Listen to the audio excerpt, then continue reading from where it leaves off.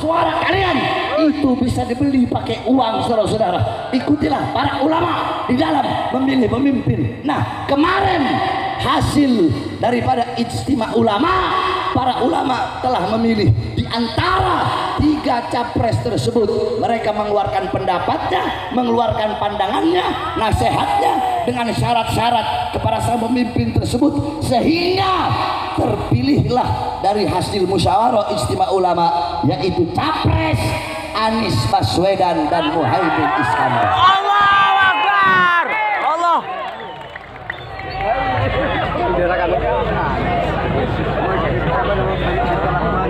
Dulu kalian jangan senang dulu. Tenang aja. Saudara-saudara, saya dari 6 bulan lalu itu udah ceramah keliling Indonesia. Dari sebelum ijtima ulama digelar, saya sudah keliling untuk menyerukan, mengajak umat rakyat masyarakat untuk memilih siapapun yang lahir dari ijtima keputusan ulama. Itu dari 6 bulan lalu. Kalau mau dikalikan, ya, udah dihitung. Satu malam saya ceramah paling sedikit 4 tempat. Kalau malam Sabtu, malam Minggu, malam Senin itu bisa sampai 10, 11, 12 tempat satu malam. Itu yang hadir paling sedikit 5.000. Kita ambil umumnya 10.000. Bahkan bisa ratusan ribu satu acara. Kita ambil 10.000. Berarti satu minggu 7 hari. Satu minggu 7 hari berarti 60.000. Kenapa ambil 60.000? Karena malam Selasa saya nggak bisa. Malam Selasa itu jadwal saya ngajar para kiai, ngajar para ustadz, ngajar Ihya karangan Imam Ghazali sama Risalah Al-Qusyairiyah. Nah, itu udah dihitung sampai bulan ini, sampai akhir Desember itu total sekitar 7.800.000 suara. Itu hanya dari saya. Kenapa Paulus, Bin? Jadi dulu beliau ini Nasrani, terus beliau masuk Islam. Jadi jangan nanti lihat ada kertas caleg Paulus, wah ini Kristen, nggak usah bilang, bukan Muslim ini. Jadi Muslim, dan insya Allah orangnya baik. Insya Allah orangnya baik. Aneh kan jadi dewan, terus nggak baik, kita lempari batu sama-sama terus. Betul? Betul. Itu satu contoh. Kepada sang penciptanya, pertemuan antara hamba tersebut dengan Tuhannya, yaitu pertemuan dan perjumpaan baginda Nabi besar Muhammad dengan Allah Subhanahu wa Ta'ala, yang kita sebut dengan kejadian atau peristiwa Isra wal Mi'raj. Nah, saudara-saudara sekalian yang dimuliakan oleh Allah, banyak dari para ulama-ulama salaf, ulama-ulama zaman dulu, orang-orang soleh, beliau-beliau banyak sekali yang mengarang kitab-kitab yang menjelaskan tentang Isra wal Mi'raj. Ada kitab As-Siraj Al-Wahaj fi Haqaiqil Mi'raj karangan Imam Abu Ishaq Muhammad ibn Ibrahim An-Nu'mani Asy-Syafi'i. Ada kitab Al-Mi'raj karangan Imam Abdul Karim Al-Qusyairi.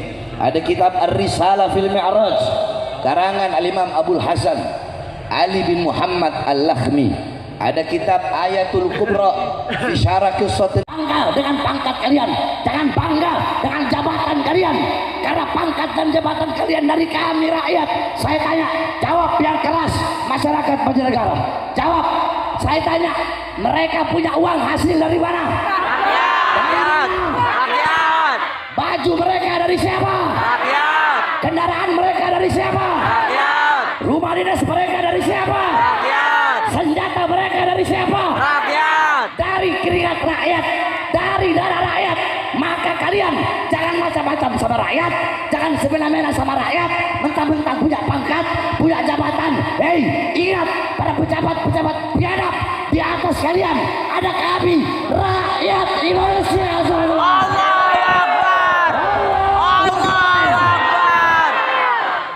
Allahu Akbar. Presiden bisa presiden, tapi di atas presiden ada di atas presiden ada Rakyat. ada Rakyat. Makanya kalau saya itu lebih memilih jadi pelayan rakyat daripada pelayan presiden. Sebab banyak Ustadz Kiai Habib jadi pelayan presiden. Banyak gak? Banyak gak? Banyak. Udah masa munafik ngomong aja banyak gitu. Banyak. Jangankan pelayan presiden, Jadi pelayan wali kota aja banyak di Cilegon. Lanjut. Betul? Betul. Betul? Betul. Iya, saya lihat. Kontak tisu. Tapi wali kota Cilegon ini subhanallah Pak Heldi luar biasa. Kakak saya, abang saya, mudah-mudahan panjang umur. Amin. Itu wali kota akhirat saya manggilnya, wali kota akhirat. Makanya saya doakan Pak Heldi itu jadi gubernur insyaallah. Nah, sampai mana tadi saya? Jokowi. Jokowi. Iya, jadi pejabat sekarang itu butuh sama rakyat kalau ada maunya dong. Suka ngasih janji palsu sama rakyat, betul? Ada yang masuk gorong-gorong? Ada nggak? Keluar gorong-gorong jadi presiden. Masuk pasar, keluar pasar jadi presiden. Mukanya polos, otaknya iblis. Banyak gak? Banyak gak? Banyak. Saya berjanji memakmurkan rakyat, mensejahterakan rakyat.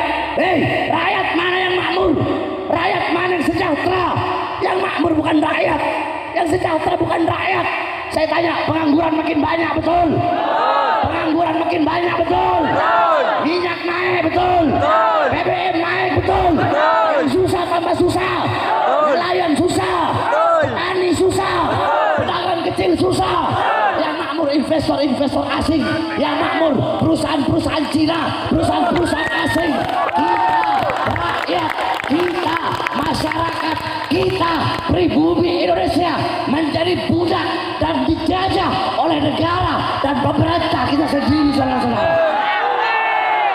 Saya tanya, kezaliman seperti ini lawan atau biarkan? Masyarakat Cilegon lawan atau biarkan? Lawan atau biarkan? Lawan atau biarkan? Ketidakadilan lawan atau biarkan? Lawan atau biarkan? Siap hancur demi Islam? Siap binasa demi Indonesia? Siap mati demi merah putih? Demi NKRI?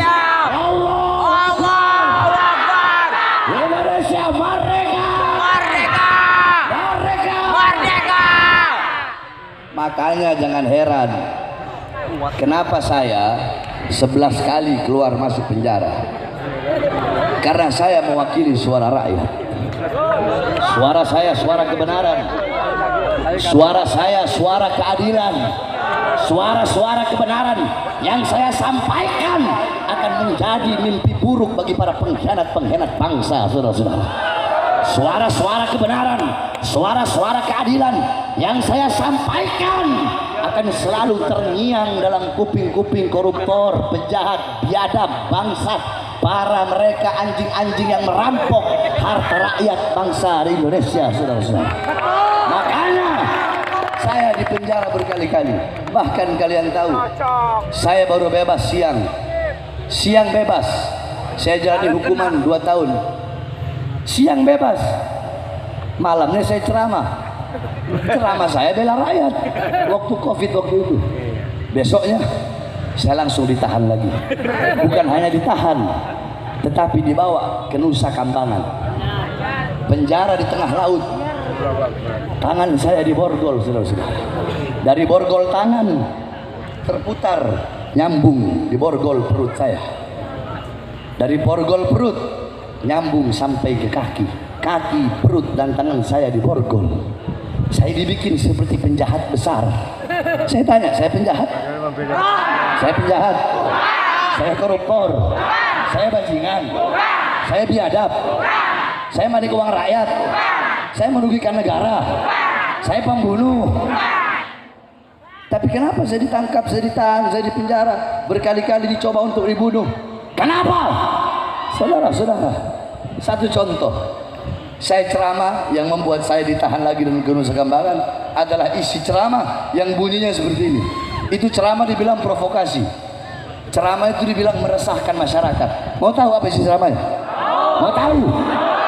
Saya bilang, hei presiden, hei pejabat, hei aparat. Di musim corona ini, masyarakat kalian kurung dalam rumah, PSBB waktu itu.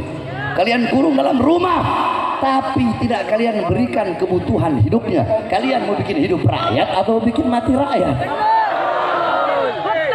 Itu katanya provokasi. Ayo di sini semua masyarakat, saya tanya, itu provokasi? Tidak. Provokasi? Provokasi? Nah, saya tanya, itu meresahkan? Meresahkan? Meresahkan? Di situ pembelaan atau provokasi? Pembelaan. Yang keras. Pembelaan. Apa itu?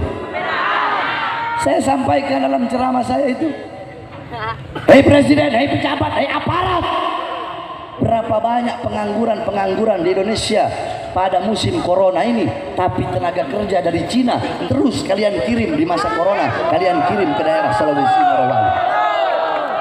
Itu provokasi. Perjuangan, siap lanjutkan perjuangan. Allahu Akbar. Mudah-mudahan Allah berikan Indonesia pemimpin yang baik, pemimpin yang adil, pemimpin yang bisa mensejahterakan rakyat, pemimpin yang menjadikan Indonesia sebagai negara kuat, negara perkasa, negara yang berdiri sendiri tanpa harus minta tolong atau tanpa harus utang, tanpa harus tanpa harus butuh kepada negara-negara lain.